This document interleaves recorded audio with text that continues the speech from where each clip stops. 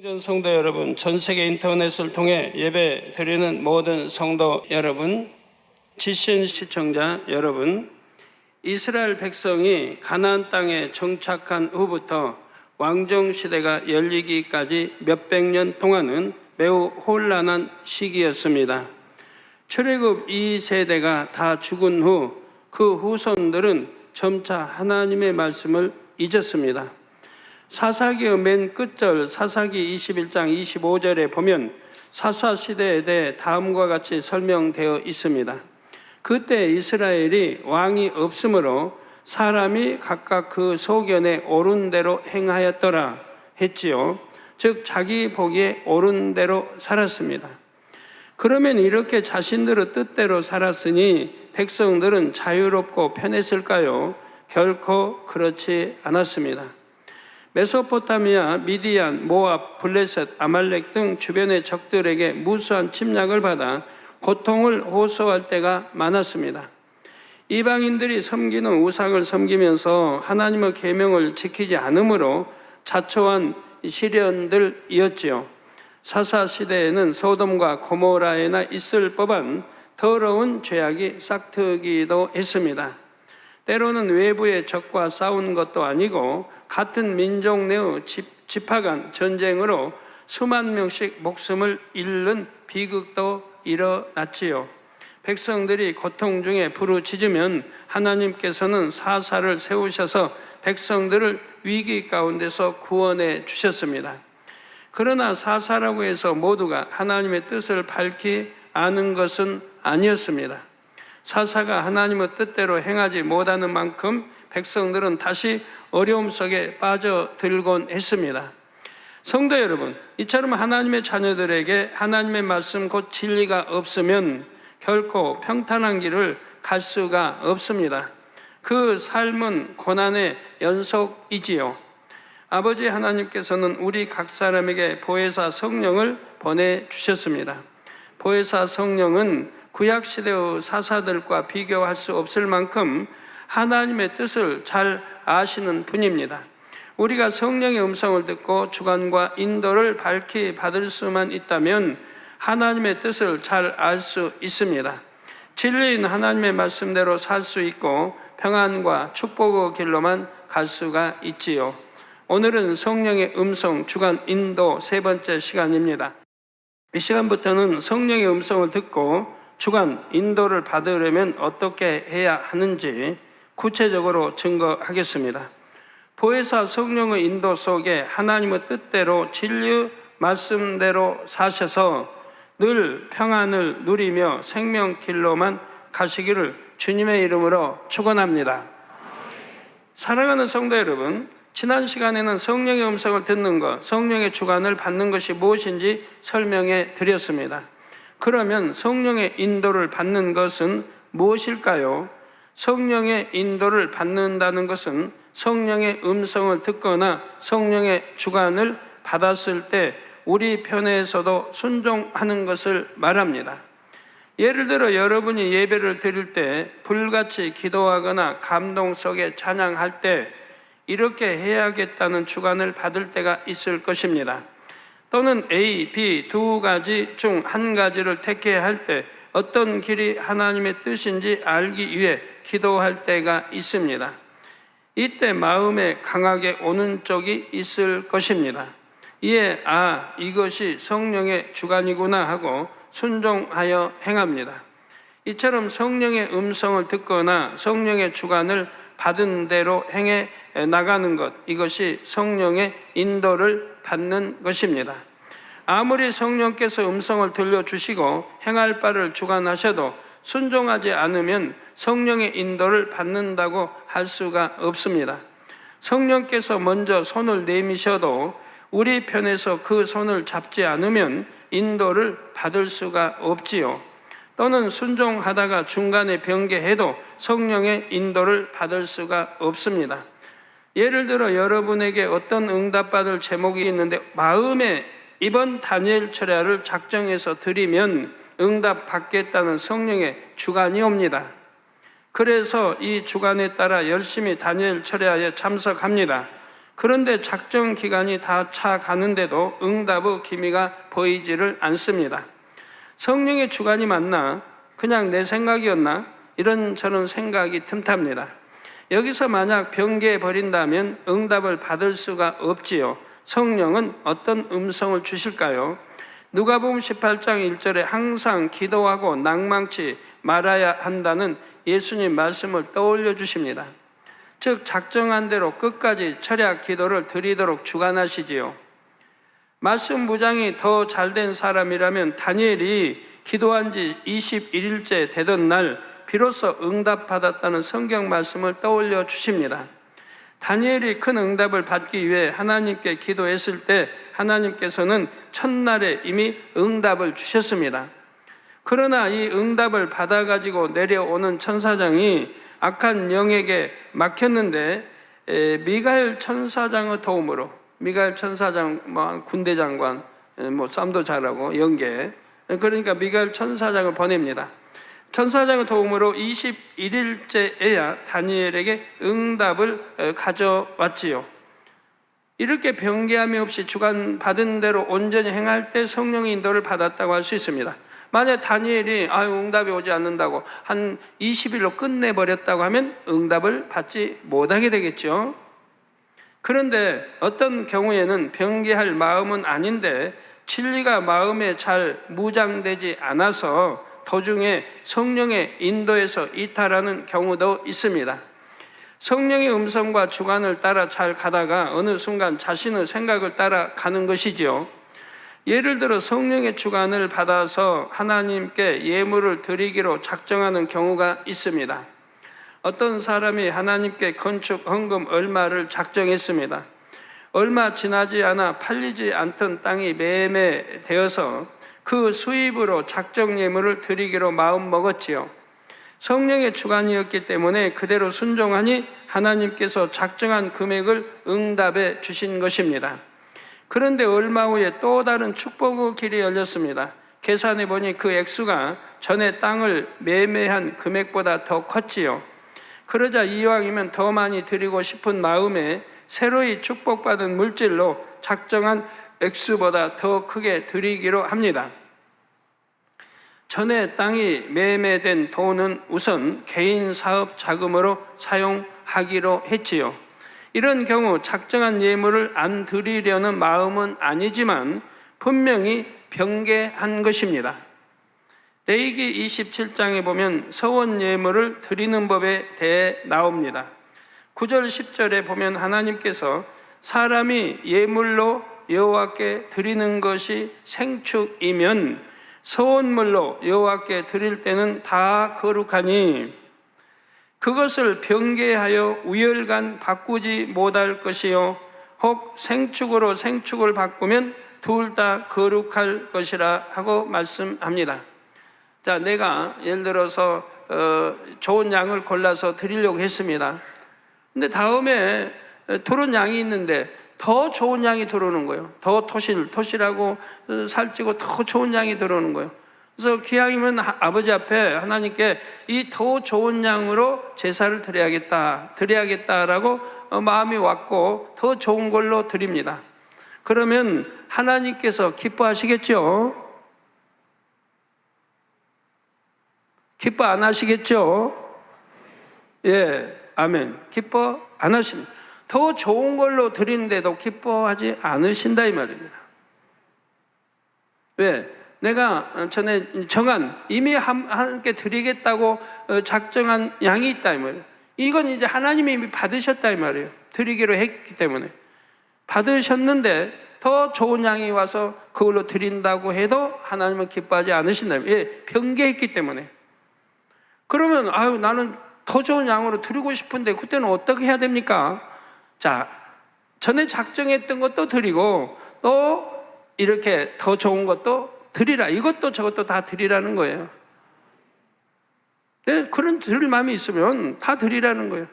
아니면 작정했던 걸 이미 하나님께 드리기로 했던 그걸로 드리라는 겁니다. 즉 하나님은 변개하시는 것을 원치 않으신다. 여러분들이 살면서 너무 많은 거 하나님 앞에 변개하는 것들이 너무 많습니다. 내가 언제는 기도해야겠다 해놓고 안 하고, 뭐 언제는 내가 뭐 금식 기도 해야겠다고 안 하고, 어떤 사람 하다가 좀 힘들어서 중단해버리고, 그런 건 전부 담이 되는 거죠. 언제 합니까? 결국 실천해야 그게 하는 것이 되지 않습니까? 어느 분은 한번 담이 되고 헐지 못하고 가는 분도 있는 것이고요.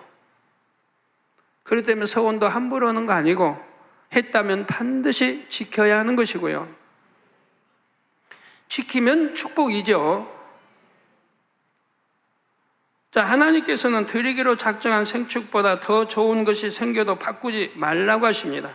정 드리고 싶으면 둘 다 드리라는 것이죠. 드리기로 작정한 것은 이미 하나님의 것으로 거룩하게 구별되었기 때문입니다. 이미 거룩하게 구별되어 있는 이걸 가지고 내 마음대로 임의대로 더 좋은 것 같다고 아버지 앞에 이미 드리고 그런 거 뒤로 해놓고 또 바꾼다. 내 임의대로 바꾼 게 되죠. 제가 옛날에 이제 개척 전에 헌금을 이제 하나님께 드리려면 항상 새 돈으로 드리고 싶은데 뭐 대부분 헌돈이니까요. 새 돈이 들어오죠. 얼마나 기쁜지 몰라요. 그걸 빼놔요. 빼놔가지고 하나님께 드리려고 빼놔요. 저는 이제 수입이 들어오면 맨 먼저 11조는 맨 먼저 띄고 그 다음에 하나님께 드릴 거를 띱니다. 그런데 헌돈 중에 이제 골라서 새 돈을 골라서 아버지께 드릴 거는 저는 항상 따로 내놔요. 그건 절대 손 안 돼요. 아무리 오래도 그건 하나님께 드리기로 작정한 것은 쓰는 법 없어요. 그래서 그거를 이제 빼놔요. 빼놓는데 다음에 보니까 더 새 돈이 들어왔어요. 새 돈이 들어와도 이거 내기로 작정한 이거를 바꿀 수가 없는 거예요. 저는 초신자 때부터 이런 말씀을 다 알아서 성경 한 번 읽으면서 이런 건데 전부 입력이 됐어요. 한 번 정독 읽으면서 성경에 이런 말씀이 있던데 그래서 바꾸질 않은 거예요. 정말 새 돈으로 드리고 싶어도 이미 이건 드리기로 한 거기 때문에 거기다 더 여유 있으면 포함은 시킬도 바꾸어서 드리지는 않았다 이 말이에요. 이거 뭐 사소한 것 같지만 사소한 게 아닙니다. 하나님 말씀을 지켜 행한다고 하는 것이 오직 하나님이 기쁨이고 하나님이 기뻐하시는 것이고 하나님을 사랑하는 증거고 이것이 믿음이고 하는 것이라 이 말이에요. 성도 여러분, 성령의 인도를 받음에 있어서 중요한 것은 순종입니다. 변함없이 끝까지 순종하는 것이죠. 성령의 음성과 주관에 늘 순종하면 늘 성령의 인도를 받는 것입니다. 그런 사람은 본문 말씀 중 로마서 8장 14절에 무릇 하나님의 영으로 인도함을 받는 그들은 곧 하나님의 아들이라 하신 대로 참 하나님의 자녀라고 할 수가 있습니다. 이렇게 예배드리고 하면서 나는 하나님의 아들이 아니다, 딸이 아니다라고 하시는 분들, 아니면 나는 잘 몰라서 모르겠어요 하신다면 참 안타까운 일입니다. 기도하면서 아버지 하나님 올 텐데 여러분 그러면 아버지 하나님 못 하시겠죠? 그날 하나님하고 기도하겠죠. 하나님하고 아버지 하나님하고는 얼마나 차이가 집니까? 불러도 하나님도 하나님하고 기도하는 거고 아버지 하나님하고 기도하는 거 다르죠. 또 아버지라고 기도하는 거 또 다릅니다. 저는 혼자 기도할 때는 아버지 하나님도 안 해요. 아버지라고 하지. 너무 친근, 너무 하나같이 항상 느껴지니까요. 무릇 하나님의 영으로 인도함을 받는 그들은, 즉 성령으로 인도함을 받는 그들은 곧 하나님의 아들이라 그랬어요. 성령으로 인도함을 받는 사람들은 하나님의 말씀대로 사는 거예요. 빛 가운데 사는 거예요. 왜? 성령이 우리를 말씀대로 살게 하고 빛 가운데로 살게 인도를 했으니까.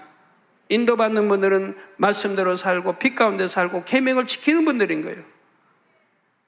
내 마음의 원수를 사랑하라면 원수를 사랑하는 것이고 미워하지 않는 것이고, 간음하지 말라면 내 가는 게 빼내버렸을 것이고 이제 간음하지 않는 사람이 됐을 것이고, 이런 사람들은 그 하나님의 영으로 인도함을 받는 그들은 곧 하나님의 아들이라. 하나님의 하나님이 인정하신 아들 딸이라면 구해서 응답받지 못할 사람 없고 두드려 응답받지 못할 사람 없고 찾지 못할 사람이 없는 거예요. 내가 성령의 인도를 받았는지는 곧 성령의 음성을 정확하게 들었는지 그 음성에 그대로 순종했는지는 열매를 보고 분별할 수가 있습니다. 성령의 인도를 받으면 반드시 영의 열매가 맺히기 때문입니다. 이번 설교를 통해 여러분 모두가 늘 성령의 인도를 받는 참 자녀로 나오시기를 바랍니다. 성령의 음성을 듣고 주관 인도를 받는 것, 이 밖에도 성령과 교통하는 방법에는 성령의 역사 가운데 영감으로 음성을 듣는 경우가 있습니다. 영감으로 음성을 듣습니다. 이건 좀 쉽진 않아요. 성령 음성 듣는 거하고 영감으로 듣는 거는 쉽진 않아요. 그러나 영감으로 음성을 듣는다면 이것도 너무 정확성이 있어요. 자, 영감으로 듣는 음성은 마음의 소리로 들리는 성령의 음성과는 조금 다릅니다. 그러나 마치 소리로 듣는 것처럼 또렷하게 마음에 전달되기 때문에 음성이라고 표현하는 것입니다. 영감의 음성을 통해 주시는 내용은 매우 다양합니다. 성경에 보면 이사야, 에스겔, 호세아 등 선지자들이 하나님께 받아 기록한 계시들이 있습니다. 이 계시들도 바로 성령의 역사 속에 영감으로 음성을 들어 기록한 것입니다.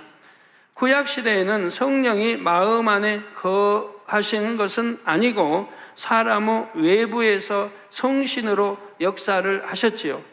제가 영감 가운데 음성을 들은 체험을 몇 가지만 말씀드리자면, 요한복음 16장 13절 후반절에 성령께서 장래 일을 너희에게 알리시리라 하신 대로 종종 앞으로 일어날 일을 아주 구체적으로 알려주신 일들이 많이 있었습니다.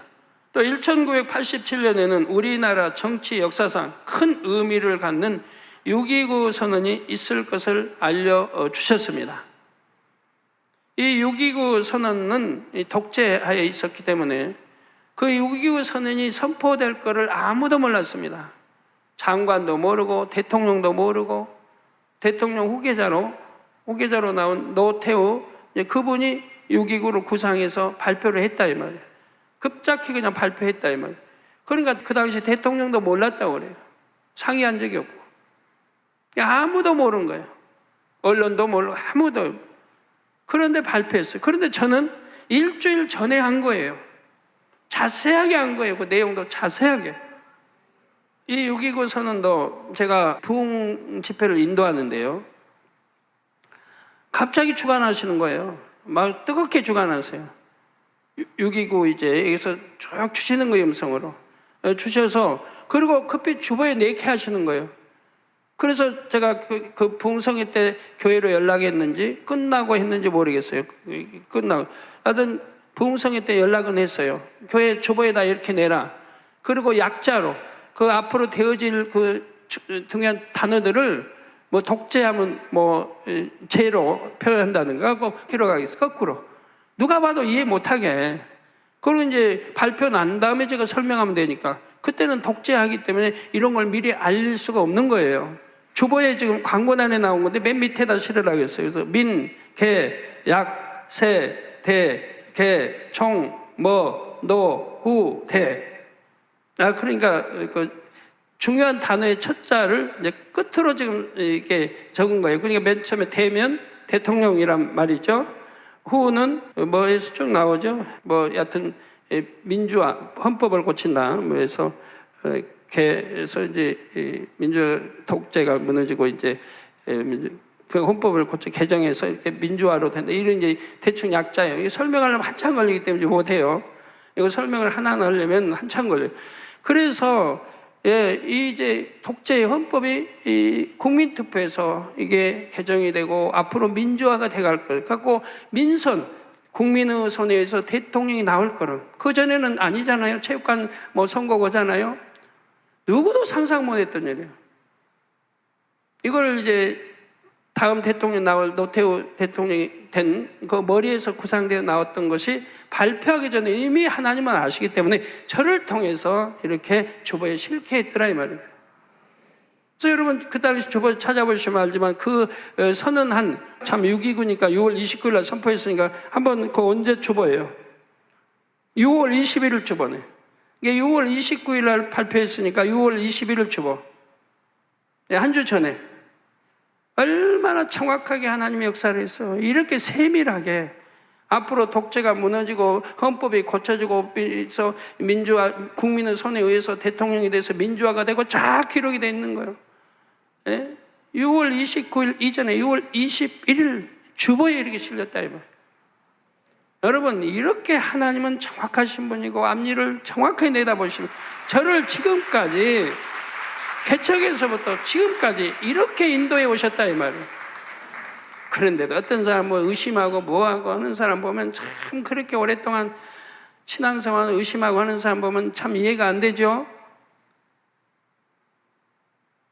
정말 저는 예언하기 어려운 것들을 예언해 왔고 그대로 적중됐습니다. 전에 우리 김대중 대통령 이북에 갔을 때 그 이북에 김정일 국방위원장 한국에 온다, 담례로 온다. 전 세계가 믿었어요. 언론이 다 믿었어요. 거기 다 언론에서 언제 오냐, 언제 8월 달에 오냐, 10월 달에 오냐, 이것만 남았지. 오는 건 오는 거예요. 다 온다고 했어요. 저 홀로 안 온다고 했어요. 저는 분명히 단에서 선포했어요. 안 온다, 오지 않는다. 다 온다는데 저 혼자만 오지 않는다고 그랬어요.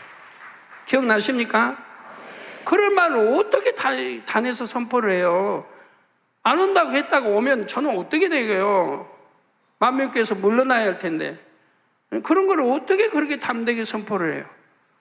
전부 세계의 언론도 그렇고 우리나라 언론도 그렇고 우리 정부 누구나 온다고 분명히 지금 하고 있는데, 그 시점은 이제 얼마 있지 않아, 바로 이제 얼마 있지 않아서 바로 8월 달에 오냐, 8.15 해서 오냐, 아니면 10월 달에 해외에서 많은 이제 머리급들이 오냐, 어떤 행사가 있어 그때 오냐, 이것만 남았던 거예요. 그런데 저는 단에서 혼자 오지 않는다고 했어요. 아버지 하나님이 오지 않는다고 했다. 오지 않는다. 그리고 왔어요, 안 왔어요? 그 해도 안 오고, 그 다음 해도 안 오고, 그 다음 해도 안 오고, 지금까지 안 왔네. 이렇게 얼마나 정확해요. 얼마나 그런 말은 단에서 함부로 못하는 거예요. 온다고 하나님이 하셨다 해도 함부로 못하는, 왜? 삐끗 조금만 틀려버리면 나는 단에 설 자격을 잃어요. 우리 장로님들 그렇지 않아요? 제가 그렇게 온다고 안 온다고 담대히 선포해 놓고 만약에 왔다면 여러분들이 저에게 얼마나 실망을 하겠습니까? 그런데 내가 담대히 안 온다고 했어요. 왜? 하나님의 말씀, 제게 알려주신 말씀이니까 이건 뭐 틀릴 리가 없다 이 말이에요. 그러니까 하는 거예요. 그렇게 지금까지 예언해 온 것이 얼마나 많아요. 개척 지금까지. 얼마나 많아요, 예언한 게. 자, 영감으로 구체적인 진행 과정까지 알려주셨고 미리 교회 주보에 싣도록 주관하셨지요. 주보의 그 내용을 게재하고 한 주 후에 알려주신 그대로 그 일이 일어났습니다.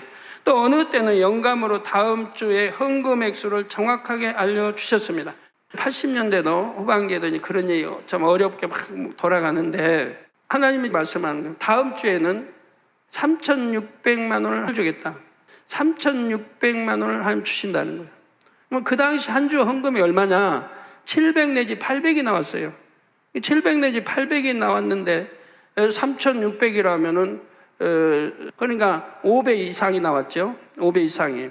한 주 헌금에 5배 이상이면 엄청 큽니다. 그때 문제 다 해결돼 버리는, 그거면 해결이 다 돼 버려요. 하나님은 일시에 쫙 해버렸어요. 그래서 제가 3,600이 헌금이 나온다 그랬는데 한 주간이 됐어요. 헌금 보니까 3,600이 아니라 3,300인 거예요. 그래서 저는 이상하다.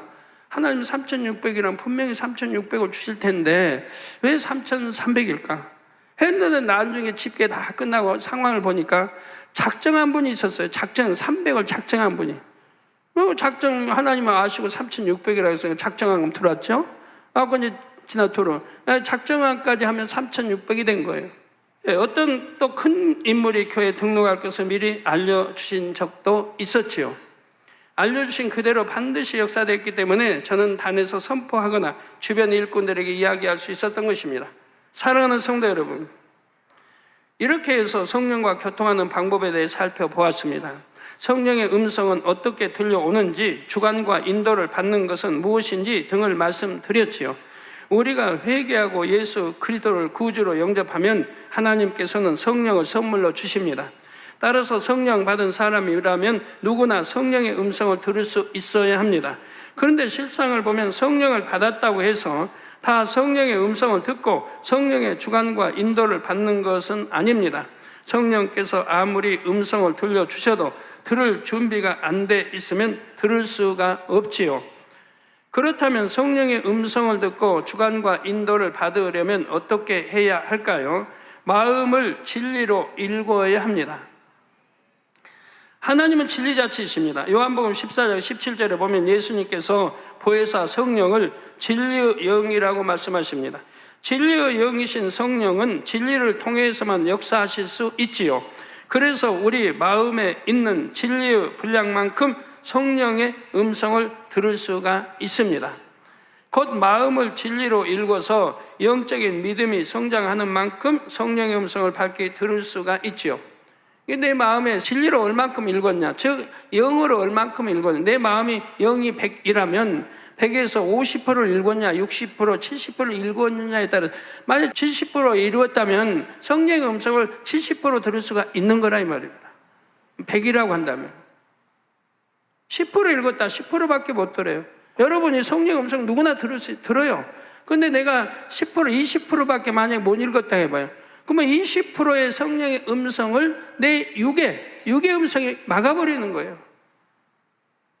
성령의 음성처럼 들리지 막아버리는 거예요. 그래서 육의 음성을 따라가는 거예요. 내 지식을 따라가는 거예요. 내 머리에 오는 지식을 따라가는 거고 육신은 생각을 쫓아가는 거라 이 말이에요. 성령의 음성은 무시돼 버려요. 워낙 음성이 희미하니까, 또 10%밖에 작용을 못하니까. 그러나 만약 70%, 80% 된다고 봐요. 그러면 육을 지배해버리니까, 육신의 생각도 지배해버리니까 성령의 음성을 그만큼 밝게 들어나갈 수가 있는 것이죠.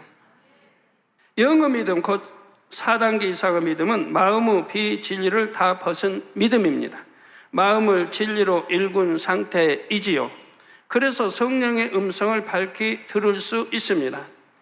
물론 때로는 1단계, 2단계에 있는 초신자가 성령의 음성을 밝게 듣기도 합니다. 믿음의 분량이 적어도 성령이 충만할 때는 성령의 음성을 밝게 들을 수 있기 때문입니다. 초신자도 성령이 충만해봐. 성령 충만하고 하면 그냥 어디 구역 예배도 다 가고 기도에 다 오고 예배가 막 기다려지고 막 그래요. 성령이 충만해지면. 막 그런 사람은 성령의 음성을 들어요. 믿음의 1단계, 2단계 진리도 몰라도. 그리고 기도하면 응답이 척척 와요. 믿음의 4단계, 5단계 사람이 기도해서 응답이 척척 오는 건데 믿음의 1단계도 기도 응답이 척척 와요. 여러분도 아마 대부분 그런 체험들을 하셨을 겁니다. 성령이 충만해질 때. 성령 받고 치료받고 그냥 충만해가지고 첫사랑을 느끼고 어찌할지 모를 때.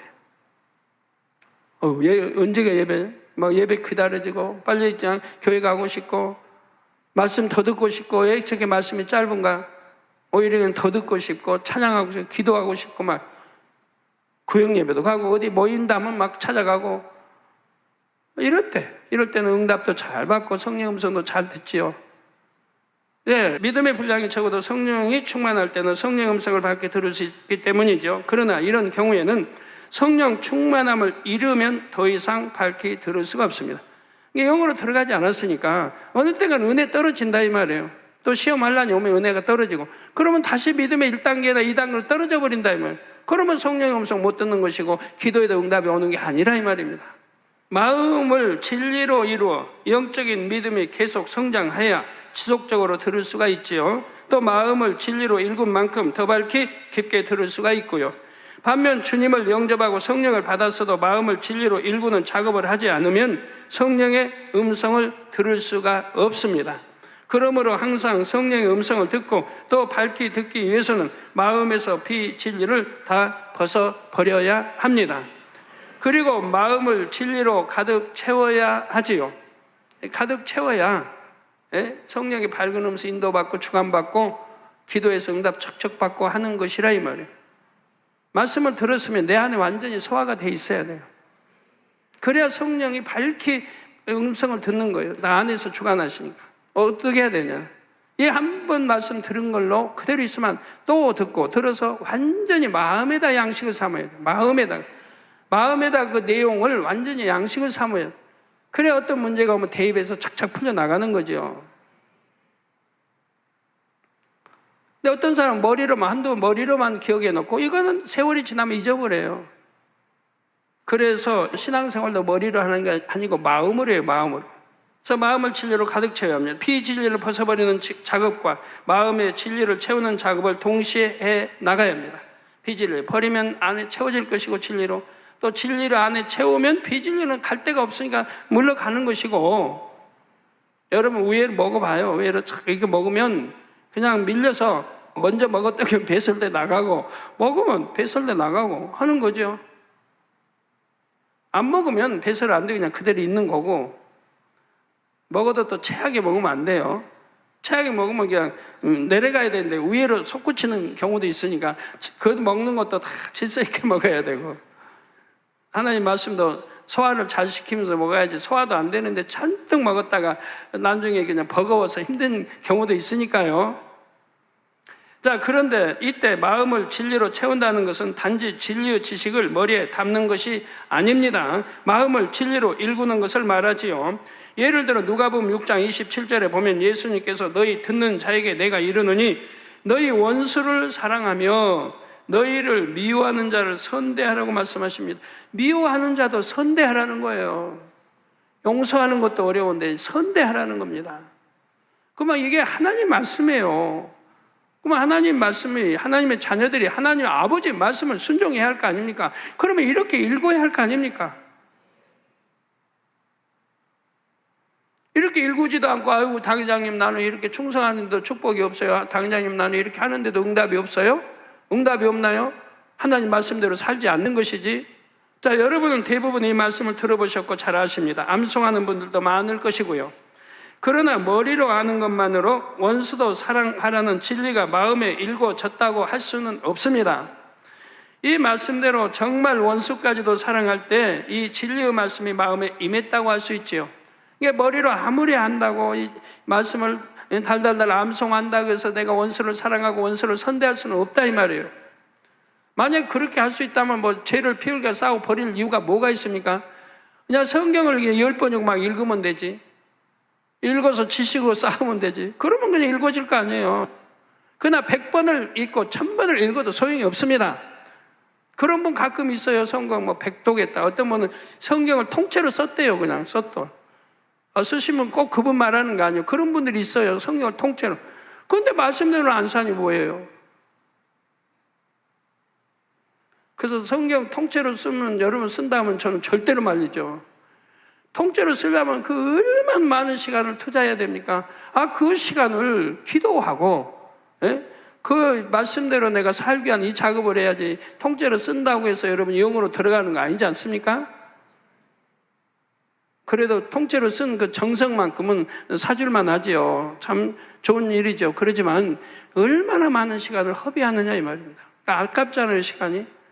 네, 그렇다면 여러분의 마음에는 이 진리가 얼마나 임했는지 한번 점검해 보시기 바랍니다. 길을 가는데 어떤 사람이 여러분을 세게 밀치고 아무 말도 없이 지나갔습니다. 사람마다 이에 대한 반응이 다를 것입니다. 어떤 분은 이분이 순간 균형을 잃었나? 다급한 일이 있나 보다 하고 이해합니다. 불쾌한 마음이 조금도 없지요. 더 나아가 다치지는 않았나 하고 상대를 걱정하기도 합니다. 그런데 이런 분도 있을 수 있습니다. 상대가 밀치는 순간 짜증이 확 나면서 왜 이렇게 조심성이 없지? 또는 어떻게 사과도 안 하고 그냥 가나? 이런 생각들이 스칩니다. 자, 이렇게 찰나에 떠오르는 생각은 거짓으로 꾸밀 수가 없기 때문에 자신의 마음을 있는 그대로 볼 수가 있습니다. 찰나에 화가 탁 났어요. 이거는 뭐 앞뒤 생각할 거 없어요. 그 얼마나 안에 그런 혈기 내고 분내는 것들이 갇혀 있어요. 근데 참 뭐 제가 있다고 해봐요. 제 앞에 그런 성도가 있다고 해봐요. 제 앞에서는 아마 꾹꾹 눌러 참고 혈기 안 나는 척 할 겁니다. 그렇지만 이런 순간 찰나에 임하면 속일 수가 없다 이 말이에요. 자기 마음이 드러난다 이 말이에요. 원수도 사랑하라는 진리가 마음에 임한 사람은 이런 급작스러운 상황에 처해도 마음이 평온하고 선한 생각만 떠오릅니다. 여러분 마음에 악이 없고, 악이 없으니까 하나님 법도 잘 지키고 세상 법도 잘 지킵니다. 이런 사람은 누가 뒤에 와서 왁 하고 해도 놀라지 않아요. 천둥 번개 갑자기 탁 쳐도 놀라지 않아요. 왜? 내 안에 악이 없으니까. 죄 지은 거 없고 하나님과도 세상 법도 어긴 거 없으니까 놀랄 이유가 없는 거예요. 예, 이해하고 용서하는 마음이 가득하기 때문입니다. 즉 어떤 급작스러운 상황에 처해도 마음이 평온하고 선한 생각이 떠오르고요. 이해하고 용서하는 마음이 가득하기 때문이고, 반면 마음의 원수도 사랑하라는 진리가 일궈지지 않은 만큼 사랑의 반대, 곧 미움이나 혈기가 동합니다. 마치 구정물이 가득 들어있는 양동이를 흔들면 구정물이 넘치는 것처럼 마음 안에 들어있는 내용물이 그대로 나옵니다. 여러분, 구정물인데 오래 두면 가라앉아서 위에 물은 막죠. 이게 맑은 것 같지만 사실은 밑에 구정물이 있는 거예요. 티끌도 있고 온갖 게 있는 거예요. 좀 흔들어 봐요. 그냥 다 전체가 구정물 돼버리잖아요. 내 안에 화나 미움이나 뭐 악을 빼내버리지 않고 혈기 빼내리지 않는 사람은 그와 똑같아요. 무슨 어떤 참지 못할 상황이 되면 그냥 욱하고 일어나는 거고 혈기가 나오고 다 나오는 거라 이 말이에요. 빼내버린 사람은 안 나온다 이 말이에요. 없으니까 안 나오죠. 구정물 없어봐야 물을 흔들어 봐도 그냥 맑은 물이지. 예? 흔들어도 맑은 물이에요. 깨끗한 물은 흔들어도 맑은 물. 단물 떠다 놓고 아니 흔들어 봐요. 맑은 물이지.